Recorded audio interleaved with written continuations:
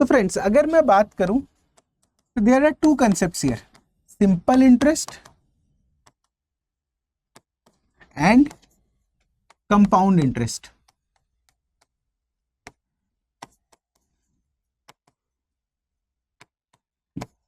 Simple interest and compound interest. ठीक, simple interest का formula क्या होता है? सिंपल इंटरेस्ट का formula is sir simple interest is equals to P multiplied by R multiplied by T whole divided by 100। ठीक, अब ये PRT क्या है? देखो, principal is that amount which you borrow और विच यू लेंट। तो कितना पैसा आपने ब्याज पे दिया या कितना पैसा आपने ब्याज से लिया, वो होता है प्रिंसिपल। ठीक, R होता है रेट ऑफ इंटरेस्ट। ठीक, what is R? It is rate of interest. अब एक चीज याद रखना, रेट ऑफ इंटरेस्ट जो है ये हमेशा पर एनम गिवन रहेगा। ठीक, पर एनम, एनम का मतलब होता है एक साल का। ठीक, तो rate of interest is always given in per annum, एक साल के बेसिस पे, कि 10% ब्याज एक साल में, 15% ब्याज, 6% इंटरेस्ट, तो इस तरीके से। और जो टी होता है time, it is always in years. ठीक, तो this time T is always in years. तो ये हो गया मेरा simple formula about simple interest which is PRT by 100। अब एक और कंसेप्ट होता है अमाउंट। ठीक, कितना टोटल अमाउंट आप रिटर्न कर रहे हो। ठीक, तो वो कितना होगा? जितना आपने ब्याज पे लिया था प्रिंसिपल प्लस जो आप एक्स्ट्रा पे कर रहे हो। ठीक, ये जो एक्स्ट्रा है दिस इज योर इंटरेस्ट। किसी से अगर आपने 100 रुपया लिया एक साल के लिए 10% ब्याज पे, ठीक, अगर आपने किसी से 100 रुपये लिया 10% ब्याज पे एक साल के लिए, फॉर्मूला ये हो जाएगा। तो आप एक्स्ट्रा कितना अमाउंट दे रहे हो? 10 रुपए। तो what is total amount which you need to return? Sir 10 रुपए रिटर्न नहीं करना, जो 100 रुपए लिए थे प्लस उसमें 10 rupees, you need to return this 110 rupees. You need to return this 110 rupees. This is the concept of amount. तो ये होता है अमाउंट का कंसेप्ट। तो सिंपल इंटरेस्ट में दो ही फॉर्मूले, PRT by 100 and amount is equals to P plus SI। But क्योंकि हमारे क्लास का एजेंडा आज का क्या है? कंपाउंड इंटरेस्ट, क्योंकि बहुत सारे क्वेश्चंस इस टॉपिक से आते हैं। ठीक, तो कंपाउंड इंटरेस्ट के केस में क्या होगा? देखो, कंपाउंड इंटरेस्ट के केस में जो जनरल फॉर्मूला है मेरे पास वो है P1 प्लस R बाय 100 का power N। Amount is equals to P1 plus R by 100 power N। जैसे यहाँ पर सिंपल इंटरेस्ट का डायरेक्ट फॉर्मूला है, अमाउंट में मुझे ऐड करना पड़ता है। यहाँ पर आपके पास अमाउंट का सीधा फॉर्मूला होता है। और अगर किसी ने पूछा कि फाइंड कंपाउंड इंटरेस्ट, तो आप क्या करोगे? Amount minus principal. You need to do amount minus principal. ठीक, P principal, R rate of interest per annum, और N जो होता है वो होता है टाइम, दैट इज ईयर्स में। It is the time in years. जिस टाइम को मैं यहाँ पर T कहता हूँ, कंपाउंड इंटरेस्ट में उसी को मैं कहता हूँ N। कंपाउंड इंटरेस्ट में हम उसी को कहते हैं N। तो ये एक बेसिक फॉर्मूला था, एक बेसिक सवाल बनाते हैं, फिर डिफरेंट डिफरेंट कंसेप्ट्स को सीखेंगे। ठीक, तो let us solve a question. Question is like this कि find compound interest, find compound interest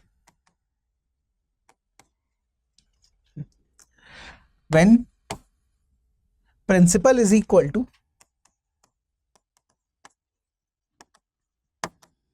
कितना गिवन है? ₹1200। रेट ऑफ इंटरेस्ट दे दिया है 10%, टाइम है आपका 3 इयर्स। ठीक, you need to find compound interest. If I write option here, तो option आ रहे हैं आपके 397.2 rupees, 597.2 rupees, 1597.2 rupees, 600, option D none of the above. NOTA, it is none of the above. बताइए कौन सा, इसका आंसर क्या होगा? एक बहुत सिंपल सा क्वेश्चन है, just for that illustration part. It is just for an illustration part. ठीक, मेरे पास डायरेक्ट फॉर्मूला कौन सा एप्लीकेबल है? सर मुझे पता है amount is equals to principal मतलब 1200 multiplied by 1 plus rate of interest 10 by 100 whole power cube. ठीक, होल पावर क्यूब। अब इसको आप कैंसिल आउट कर लो, 1 + 1/10 कितना हो जाएगा 11/10, और क्यूब है तो into 11 whole divided by 10 into 10 ये इधर से कैंसिल आउट हो गया। ठीक, तो आपके पास फाइनली क्या बचता है 12 इंटू 11 क्यूब होता है 1331 होल डिवाइडेड बाय 10। जब इसको मल्टीप्लाई करोगे तो आपका अमाउंट कितना आता है, आपको अमाउंट जो है वो मिलता है 1597.2। ठीक, एक बार कैलकुलेट करके देख लेना। ठीक, एक बार कैलकुलेट करके देख लेना, 1597.2 आता है। और ये डायरेक्ट मैंने इसलिए लिखा है क्योंकि मैंने बैक एंड में कैलकुलेशन कर लिया था। ठीक, इतना कैलकुलेशन किसी को याद नहीं रहता है, तो आपको कैलकुलेट ही करना पड़ेगा। बट अमाउंट अगर आ गया 1597.2, ठीक, तो अब मैं कंपाउंड इंटरेस्ट कैसे फाइंड करता हूँ, अमाउंट माइनस प्रिंसिपल। तो 1597.2 माइनस 1200, आंसर क्या आ जाएगा, आंसर आ जाएगा 397.2। ठीक, इतना rupees. This is your compound interest, this is your compound interest. अब 1200 जो आपने लेंट किया था ये तो आप वापस करोगे ही करोगे 3 साल बाद। इसमें जो आप एक्स्ट्रा अमाउंट वापस कर रहे हो दिस इज इंटरेस्ट। ठीक, तो वो इंटरेस्ट कितना आ रहा है 397.2। तो correct answer is option number ए। याद रखिएगा, अगर एग्जाम में ऐसा क्वेश्चन आया तो यूपीएससी कई बार अमाउंट वाला ऑप्शन भी देती है, जो स्टूडेंट्स कंफ्यूजन में क्या सर 1597.2 आंसर आया तो टिक कर दिए, तो फिर वहां पर मार्क्स डिडक्ट हो जाएंगे आपके, वहां पे जो है आपके मार्क्स जो है वो डिडक्ट हो जाते हैं। ठीक, तो आई होप ये कंसेप्ट क्लियर होगा। ठीक, अब क्या करने जा रहे हैं हम लोग, अब हम लोग थोड़ा सा पहले बेसिक टर्मिनोलॉजी समझेंगे। What is this basic terminology, कि what is the actual difference between simple interest and compound interest, क्योंकि इसी पे फिर क्वेश्चन फ्रेम होगा आगे चल के कि सर सिंपल इंटरेस्ट और कंपाउंड इंटरेस्ट में एक्चुअल डिफरेंस क्या है। ठीक, देखो हो क्या रहा है, सपोज इस इलस्ट्रेशन को बहुत ध्यान से समझना, इस इलस्ट्रेशन को बहुत ध्यान से समझिएगा। अगर मेरा प्रिंसिपल है 100 रुपया, ठीक, रेट ऑफ इंटरेस्ट है 10% पर एनम और टाइम है 2 साल। ठीक, तो अगर मैं सिंपल इंटरेस्ट कैलकुलेट करूं कितना आएगा sir 100 into 10 into 2 divided by 100, तो सिंपल इंटरेस्ट आ गया 20 रुपए। बहुत सिंपल सा केस था कि सिंपल इंटरेस्ट आ गया 20 रुपए। अब एक काम करते हैं, अगर मुझे कोई ये पूछे कि what is the simple interest for 1 year, इस केस में अगर सिर्फ 1 साल के लिए ही ये पैसा ब्याज पे लेता, सपोज प्रिंसिपल इज 100, ठीक, रेट ऑफ इंटरेस्ट 10% और टाइम मैंने कह दिया कि 1 साल, तब क्या होगा, what is the value of SI, ये होगा 100 इंटू 10 इंटू 1 डिवाइडेड बाय 100, मतलब 10 रुपए, मतलब 10 रुपए। तो इस पॉइंट को बहुत ध्यान से समझना कि जो सिंपल इंटरेस्ट आया था इस केस में, ठीक, तो ये सिंपल इंटरेस्ट अगर मैं पहले साल का निकालूं और सिंपल इंटरेस्ट दूसरे साल का, क्योंकि यहां पर मैंने क्या लिया था टाइम को, यहां पे टाइम था 2 साल तो दोनों ही केस में सिंपल इंटरेस्ट कितना आएगा 10 + 10 इट बिकम्स 20, 10 + 10 इट बिकम्स 20। ठीक, तो जो सिंपल इंटरेस्ट आ रहा था 2 साल के केस में 20 रुपए, तो 1 साल का 10 और 1 साल का 10, ठीक, इस तरीके से इक्वली डिस्ट्रीब्यूट होता है। अब देखो यहां पर सेम लॉजिक लगा रहा हूं मैं, प्रिंसिपल कितना है 100, ठीक, रेट ऑफ इंटरेस्ट 10%, टाइम ले लो 1 साल, ठीक है, टाइम इज 1 ईयर। अब अगर 1 साल के लिए मैं कंपाउंड इंटरेस्ट निकालूं तो कैसे फाइंड करेंगे, सबसे पहले अमाउंट निकालते हैं 100 प्लस 10/100 का पावर 4, सॉरी 1 ये कितना आ जाएगा बताओ, 10 + 1 11/10, तो 100 इंटू 11/10, अमाउंट आ गया 110 रुपए। तो what is compound interest in this case, this is amount minus principal, ये आ गया 10 रुपए। अब देखिए यहां पर ध्यान से, कैलकुलेशन आपके सामने है, जब प्रिंसिपल रेट ऑफ इंटरेस्ट और टाइम 1 साल हो तो सिंपल इंटरेस्ट और compound interest they are coming to be equal, they are coming to be equal. तो मेरा पहला इंपॉर्टेंट ऑब्जर्वेशन क्या है यहां पर, observation number 1 is if time is equal to 1 year then फर्क नहीं पड़ता आप सिंपल इंटरेस्ट कैलकुलेट कर रहे हो या compound interest, it is always same. ठीक, it is not relevant to know whether we are finding simple interest और कंपाउंड इंटरेस्ट, क्योंकि इन दोनों की वैल्यू हमेशा सेम आती है। कब? When time is equal to 1 year, जब समय 1 साल है तो ये सिंपल और कंपाउंड इंटरेस्ट सेम होता है। ठीक, अब चलिए, अब मैं कैलकुलेट करता हूं अगर 2 साल के लिए, 2 साल के लिए कितना आया था? 2 साल के लिए सर कंपाउंड सिंपल इंटरेस्ट आया था 20 रुपए। उसको मैंने कैसे डिस्ट्रीब्यूट किया था? ईयर 1 का 10 और ईयर 2 का 10। अब सिमिलरली अगर मैं कंपाउंड इंटरेस्ट कैलकुलेट करूं 2 साल के लिए तो 100 1 प्लस बाकी सारा डेटा सेम है, टाइम को सिर्फ 2 साल कर दिया, यहाँ पे स्क्वायर हो जाएगा। ये कितना बनेगा बताओ? ये इधर से कैंसिल, 11/10 का स्क्वायर मतलब 100 into 10 into 10। What is the result I am getting sir? 121। इस 121 इज अमाउंट। ठीक, तो कंपाउंड इंटरेस्ट कितना आएगा? 121 माइनस 100, 21 रुपीज। अब देखो, सिंपल इंटरेस्ट 2 साल के लिए आया था 20 रुपए, कंपाउंड इंटरेस्ट कितना आ रहा है? 21 रुपए। अब ये 21 रुपए को अगर मैं ब्रेक करने जाऊं तो यहां पे मैं कैलकुलेट कर लिया हूं सर, ईयर 1 प्लस ईयर 2, तो ईयर 1 का तो 10 रुपए है, पर ईयर 2 का कितना हो जाएगा? 11 रुपए। ये डिफरेंस करता है। यहां पर हर 1 साल का इंटरेस्ट फिक्स था 10 रुपए, बट यहां पर सेकेंड ईयर का इंटरेस्ट जो है वो बढ़ गया 11 रुपए। उसका रीजन ये होता है क्योंकि आपको कन्वेंशनल पेपर नहीं देना है, इसलिए मैं पूरा सॉल्व नहीं कर रहा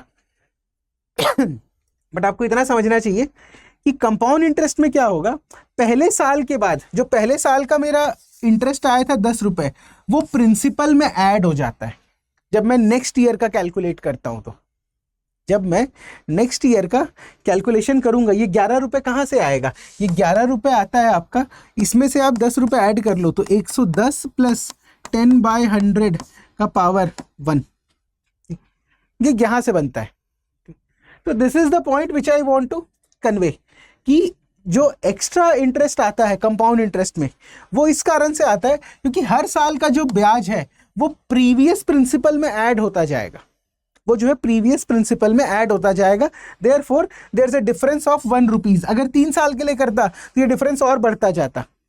अगर मैं 3 साल के लिए करता तो तीसरे साल में जब प्रिंसिपल कैलकुलेट करते तो ये 100 प्लस 10 प्लस 11 ऐड हो जाता, तो आपका प्रिंसिपल बदल जाता। ठीक, तो इस पॉइंट को याद रखना कि जो दूसरा सबसे बड़ा ऑब्जर्वेशन है वो ये है कि in simple interest principal is same, principal is same, but in compound interest, ठीक है, the present interest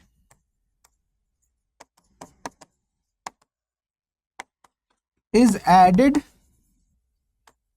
to previous principal.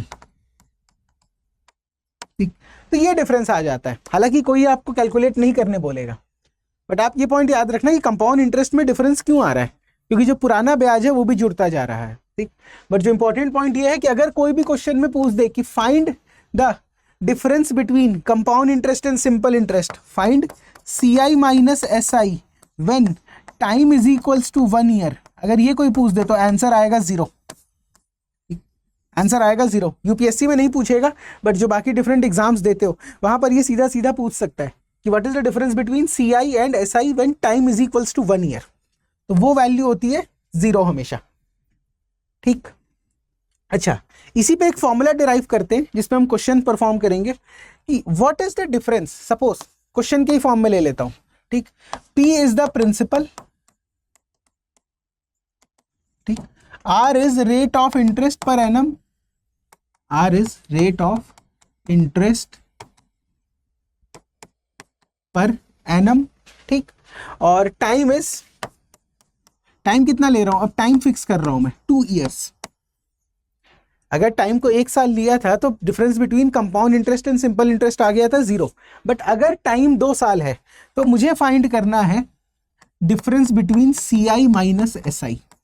You need to find this, और एक फॉर्मूला डिराइव करेंगे जिसका हम डायरेक्ट यूज करेंगे। ठीक, तो आपको 2 साल के लिए कंपाउंड इंटरेस्ट और सिंपल इंटरेस्ट के बीच का डिफरेंस बताना है। तो एक एक करके कैलकुलेट करते हैं। What is compound interest? Compound interest होता है हमेशा अमाउंट माइनस प्रिंसिपल। अमाउंट का फॉर्मूला क्या होता है? P 1 plus R by 100 whole power 2। 2 क्यों किया? क्योंकि स्क्वायर की बात हो रही है। Time is 2 years minus principal. This is compound interest. This is compound interest. अब आपको एक फॉर्मूला पता है अलजेब्रा का। This is A plus B whole square is equals to A square plus B square plus 2AB। ठीक, A square plus B square plus 2AB। Expand कर देते हैं, कितना आएगा? 1 plus R square by 100 square plus 2R by 100 minus P। इसको आगे solve करते हैं। सर कंपाउंड इंटरेस्ट कितना आ जाएगा? P से मल्टीप्लाई कर देना उसको। P plus P R by 100 का whole square plus 2P R by 100 minus P। तो ये माइनस माइनस कैंसिल हो गया। This is the value of compound interest 2 साल के लिए। This is the value of compound interest for 2 years। अब अगर मुझे सिंपल इंटरेस्ट कैलकुलेट करना है, ठीक है, 2 साल के लिए, तो ये तो एकदम सिंपल है। Principal into rate into 2 by 100।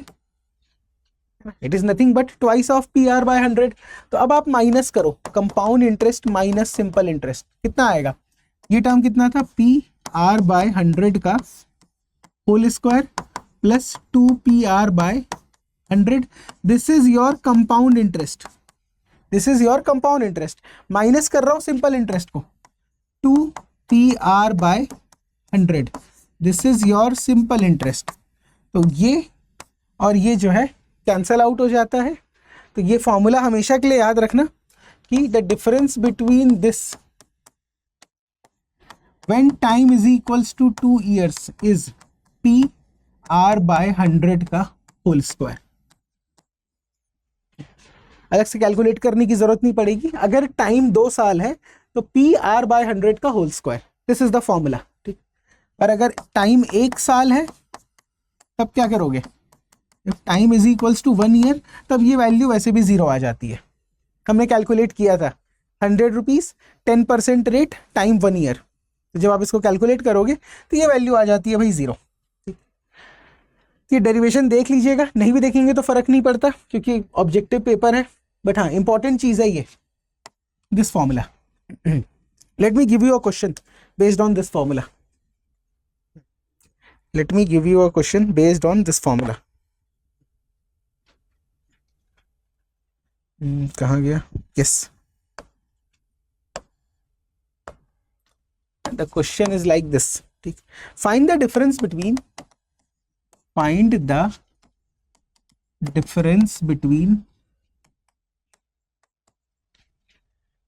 compound interest and simple interest at 5% per annum for 2 years on a principal of rupees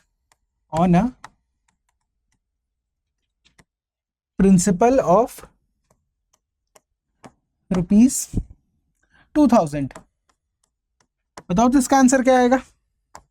options are 5 rupees, 10 rupees, 4.5, 5.5। What should be the answer? What should be the answer of this question? बताइए सोच के।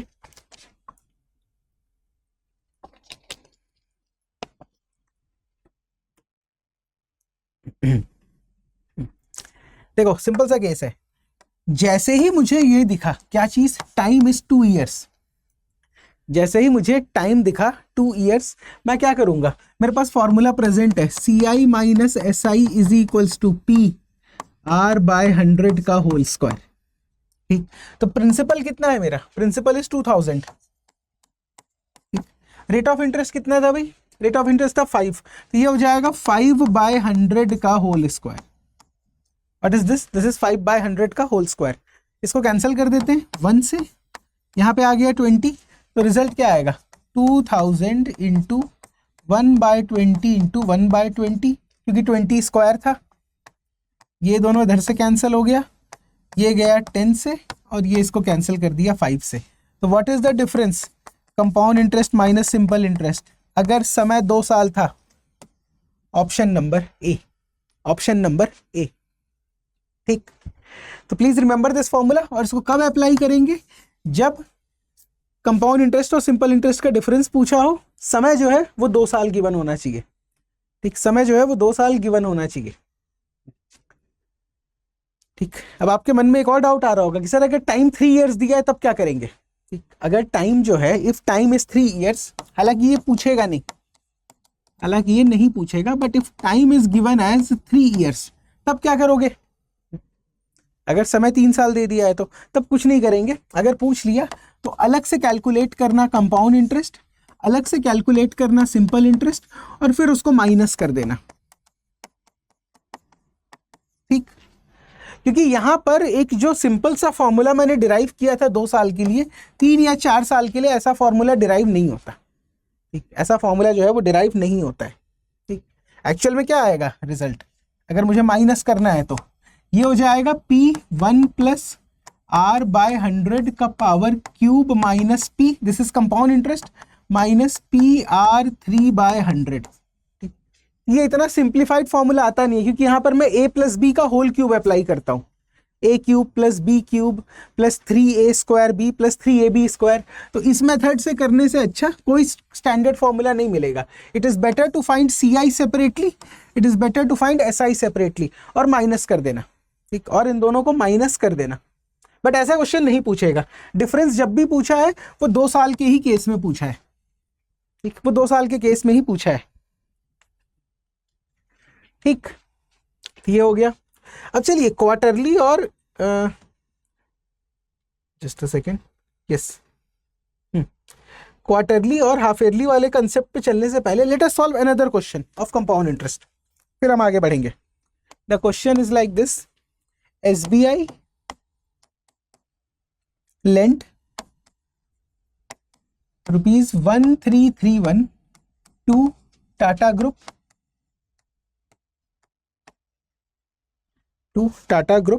at compound interest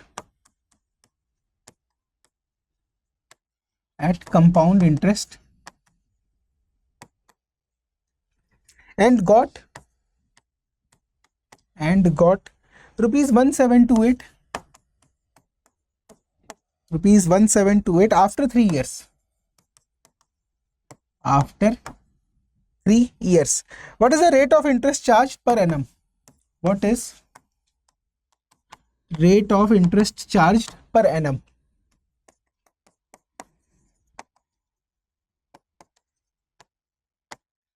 बताओ उसका answer, per annum. ठीक, option है 11%, 12%, 11%, 12%, और कितना है 9.09% and 8.33%.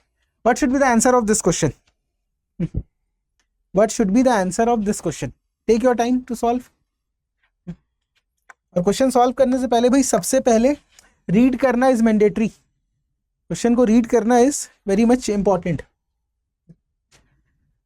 तो SBI ने 131 रुपए, 1331 रुपए टाटा ग्रुप को दिया, टाटा ग्रुप ने वापस किया 1728 रुपीज। तो ये जो है 1331, दिस इज माय प्रिंसिपल। ठीक है, इतना पैसा आपने दिया और इतना टोटल पैसा वापस आया है 3 साल बाद, कितना 1728। तो दिस इज अमाउंट, ये है अमाउंट। टाइम गिवन है, रेट ऑफ इंटरेस्ट निकालना है। Time is given, rate of interest find करना है। तो what is the formula sir? 1728 amount is equals to principal 1 plus R by 100 whole power 3, whole power 3। ठीक, अब ये क्या बन जाएगा sir? 1728 divided by 1331, 1 plus R by 100 power cube. अब अगर आपको नहीं पता है तो कमेंट में लिखिएगा, मैं अलग से एक स्क्वायर और क्यूब्स वाला सेशन ले लूंगा। ठीक, बट यहां मुझे क्लियर दिख रहा है कि sir this is 12 cube and this is 11 cube, 1 plus R by 100 power cube. ठीक, तो मैं इसको कैसे लिख सकता हूं? मैं इसको लिख सकता हूँ 12/11 cube is equals to 1 plus R by 100 cube. तो ये पावर जो है वो कैंसिल हो जाएगा दोनों तरफ, that power will cancel each other. तो अब ये क्या बन गया देखो, 12/11 minus 1 is equals to R by 100। जब इसको माइनस करोगे तो कितना आ जाएगा, 1/11। 1/11 इक्वल टू आर बाय 100। तो आर की वैल्यू कितनी हो जाएगी, 100/11 मीन्स 9.09%। It is 9.09%। तो क्या ऑप्शन टिक करूंगा भाई, option number C. The correct answer is option number C. ध्यान से देख लीजिएगा, मैंने एक स्टेप बाय स्टेप पूरा कैलकुलेशन लिख दिया है, क्योंकि कई बार क्या होता है कंसेप्ट्स के साथ साथ हमारे बेसिक अरिथमेटिक स्किल्स भी थोड़े पुअर होते हैं। ठीक, क्लास 10th के बाद पढ़ रहे हैं मैथ्स पहली बार, ठीक, तो इसीलिए मैंने कैलकुलेशन स्टेप बाय स्टेप लिख दिया, क्योंकि अगर कोई प्रॉब्लम हो तो आप देख लीजिएगा, कोई प्रॉब्लम हो तो हम इसको चेक कर लेंगे। अब कंपाउंड इंटरेस्ट में इतना ही, क्योंकि अब जो नेक्स्ट टॉपिक में पढ़ाने जा रहा हूं ठीक, वो आएगा इसी का एक एक्सटेंशन जो यूपीएससी ने भी इस बार क्वेश्चन पूछा था। दिस इज, देखो 6 मंथ, अगर मैं इसको ईयर में कन्वर्ट करूं तो आपको क्या करना पड़ता है, 6/12 ईयर, मतलब हाफ ईयर। ठीक, अगर मैं लूं 3 मंथ, तो 3 मंथ को ईयर में कैसे कन्वर्ट करेंगे, डिवाइड बाय 12, तो कितना आ जाता है, ये हो जाता है 1/4 ईयर। आई बिलीव हमें बेसिक कन्वर्जन आता होगा कि अगर मंथ से, नॉट मंथ, अगर ईयर से मंथ में जाना है, ठीक, अगर ईयर से मंथ में जाना है तो क्या कर रहा हूं मैं, यहां से यहां जाने के लिए इंटू 12, और यहां से यहां आने के लिए एरो का डायरेक्शन इंपॉर्टेंट है, मल्टीप्लाइड बाय 1/12, मल्टीप्लाइड बाय 1/12। तो अगर आप बड़े से, ठीक है, ईयर एक बड़ी क्वांटिटी है, अगर आप ईयर से मंथ में जा रहे हो बड़े से छोटे क्वांटिटी में तो मल्टीप्लाई कर देना 12 से, और अगर छोटे से बड़े क्वांटिटी में जा रहे हो मंथ से ईयर में तो डिवाइड बाय 12। तो यही चीज मैंने यहां पर की, डिवाइड बाय 12, डिवाइड बाय 12, यही चीज हमने यहां पर किया। अब देखो 6 महीना मतलब आधा साल, तो ये जो 6 मंथ है इसको मैं कहता हूं हाफ ईयरली, हाफ ईयरली। और ये जो 3 महीना होता है, ठीक है, ये क्या है 1/4, तो this is known as quarterly, this is known as quarterly. तो please remember these two terms, half yearly means 6 month, quarterly means 3 month. ठीक, अब इसका यूज कैसे होगा, सपोज, ये कहां से आ गया भाई, सपोज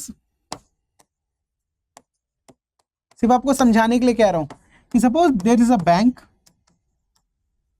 और आप बैंक के पास गए कुछ पैसे लेने के लिए। ठीक, सपोज आपने बैंक से बोरो किया, कितना रुपीस, आपने, बैंक ने आपको दिया 100 रुपीज प्रिंसिपल, 10% पर एनम 1 साल के लिए। बैंक से आपने इतना पैसा लिया, ठीक, 100 रुपीज 10%, ये जो 10% है जो मैंने स्टार्टिंग में बताया था, it is always per annum, it is always per annum. ठीक, 1 साल का ब्याज था, बट बैंक आपको ऑप्शन दे रहा है यार, या तो आप 100 रुपए पे 10% ब्याज दे दो, नहीं तो, ठीक, ये जो 10% ब्याज आप दे रहे हो एक बार, ये कौन सा केस है, this is the case of yearly, साल में एक बार दे रहे हो। बैंक आपको बोलेगा ये काम करो, आप हाफ ईयरली पेमेंट कर दो।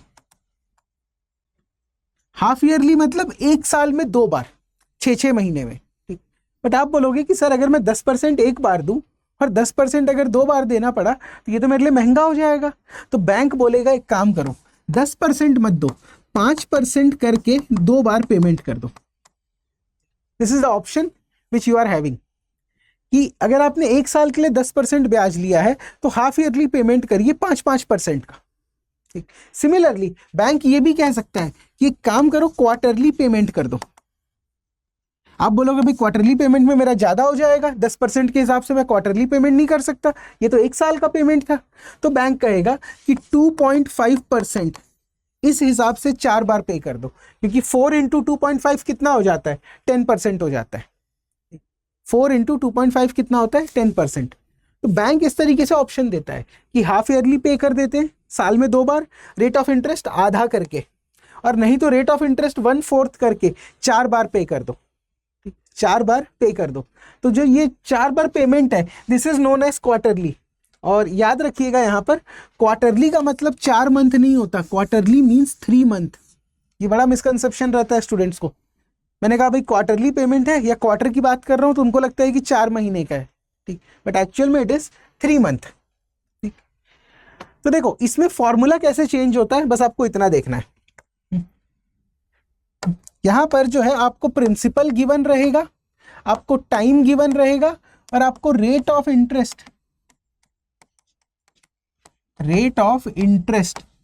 ये हमेशा पर एनम में रहेगा। ठीक है, आर परसेंटेज, ये तो हमेशा पर एनम में रहेगा। बट वर्ड क्या लिखा रहेगा, वर्ड ये लिखा रहेगा कि compounded half yearly.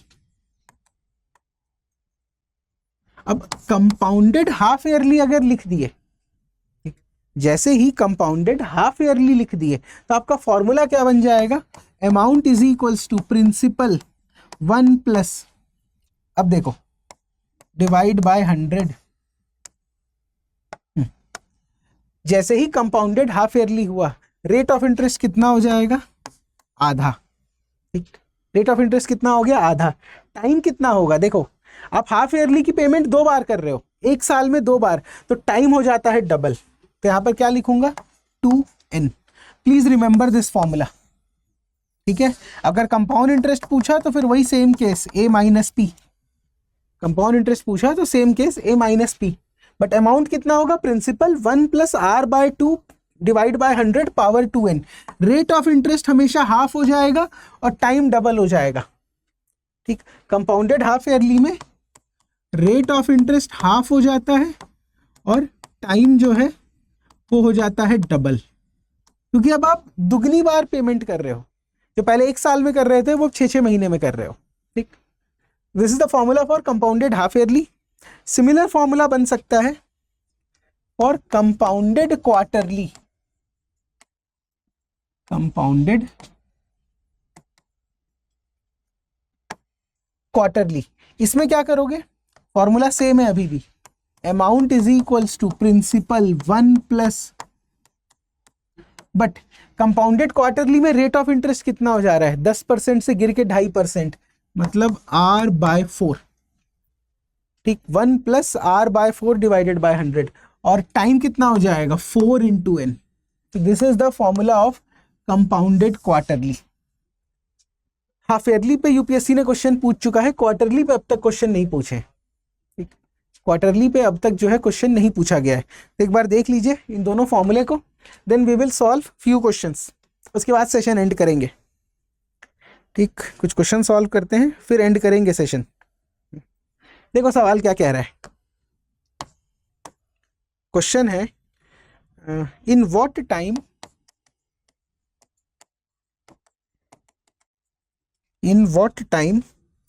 rupees 3300 will become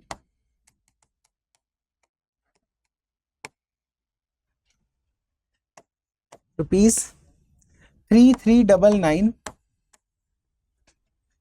at 6% per annum, interest rate at 6% per annum interest rate when compounded half yearly, when compounded, देखो ये मेंशन रहेगा हाफ ईयरली। बताओ आंसर कितना आएगा, option 6 month, option B 1 year, option C 1/2 year, option D 3 month, option D is 3 month. Tell me what is the answer of this question, what is the answer of this question?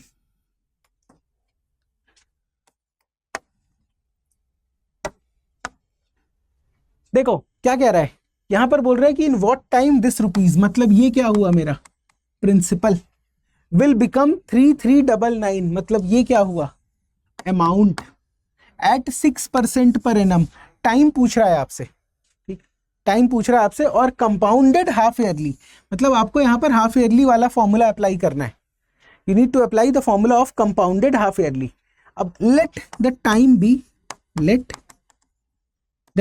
B n years, ठीक, मुझे नहीं पता कितना है, तो मैंने assume कर लिया कि जो मेरा टाइम होगा वो होगा n ईयर्स। तो फॉर्मूला क्या बनता है, amount is equals to P1 plus R/2 divided by 100 power 2n, ठीक है, power 2n। This is the formula of your compounded half yearly, this is the formula of compounded half yearly.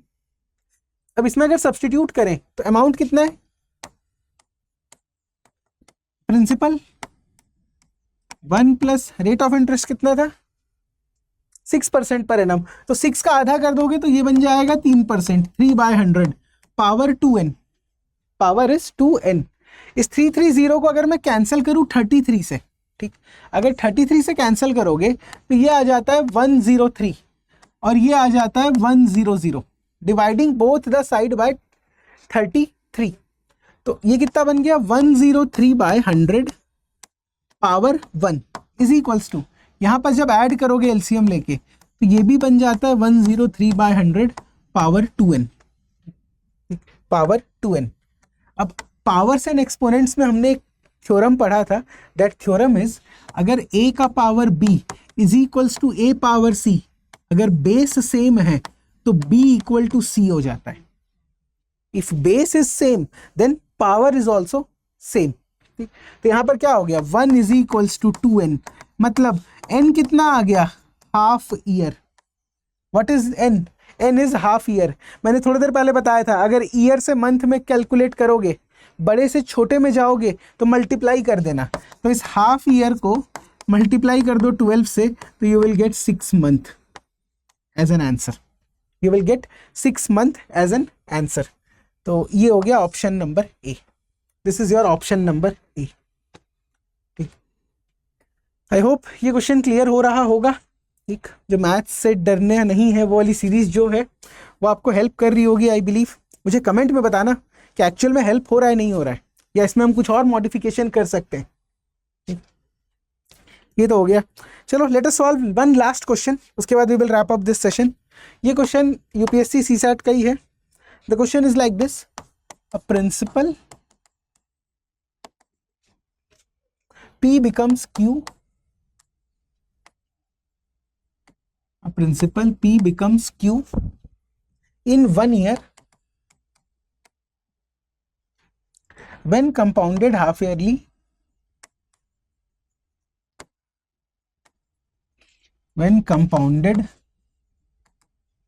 yearly with R% rate per annum, with R percentage rate per annum, ठीक। if same principal P becomes Q, if same principal P becomes Q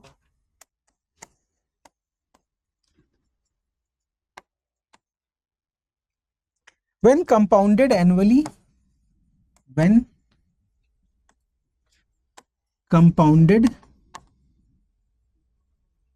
annually with S% rate of interest, with S% rate of interest, ये भी per annum ही given है, ठीक। तो question क्या कह रहा है, क्वेश्चन ये बोल रहा है कि ऑप्शन ए भाई R इक्वल टू एस होगा, option number B R is greater than S, option number C R is less than S, और option number D R is less than और equal to S. This is your question, this is your question. Let me give you timer, मैं आपको एक आधे minute का timer देता हूं to read the question, not to attempt, to read the question.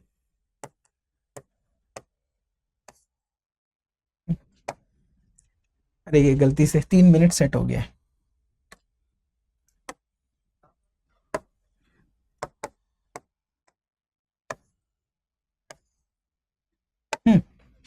30 seconds to read. Please read this question, then we will solve.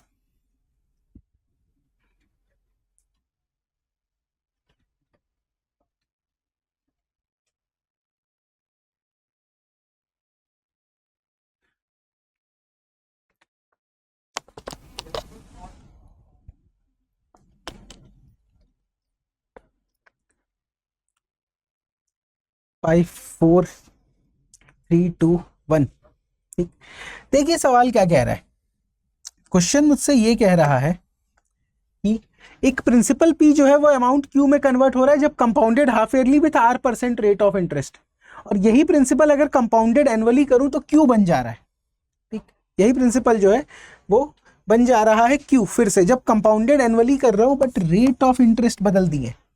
ठीक, तो are और एस का रिलेशन पूछा है। देखो पहला ही क्वेश्चन क्या था कि कंपाउंडेड हाफ ईयरली कर रहे हैं, अमाउंट क्या है Q, principal P, rate of interest कितना हो जाएगा R/2 होल डिवाइडेड बाय 100।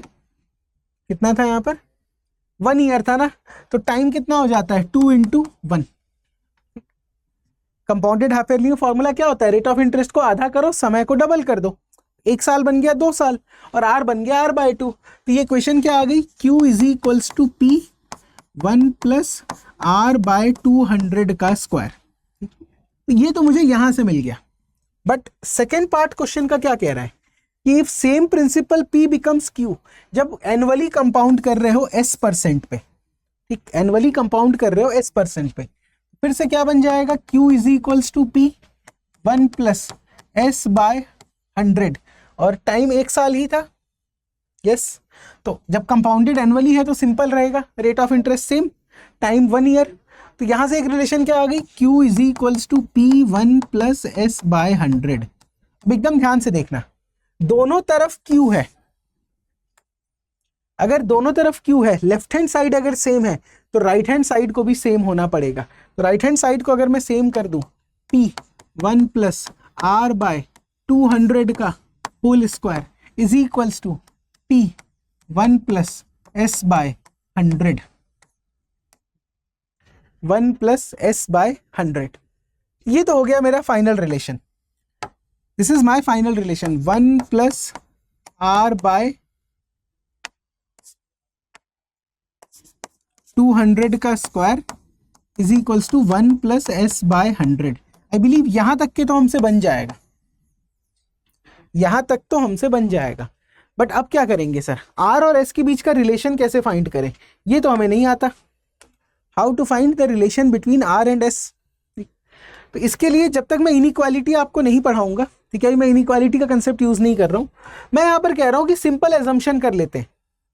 ठीक, सिंपल एजम्पशन कर लेते हैं कि R की वैल्यू कुछ सब्सटीट्यूट कर दूं, S फाइंड कर लूंगा, या S की वैल्यू कुछ सब्सटीट्यूट कर दो, R फाइंड कर लेंगे।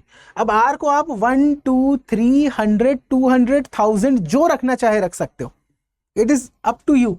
बट कैलकुलेशन को सिंप्लीफाई करने के लिए, ठीक है, डाउट मत करना कि सर 200 क्यों लिए, जस्ट टू सिंप्लीफाई कैलकुलेशन 100 भी ले सकता था, फ्रैक्शन में वैल्यू आती, कोई प्रॉब्लम नहीं है। बट जैसे ही R को 200 लूंगा, 200/200 बन जाएगा 1, तो 1 + 1 का होल स्क्वायर = 1 + S/100। ये कितना बन जाएगा, 2 का स्क्वायर 4, 4 - 1 = S/100। तो S कितना आ जाएगा 300।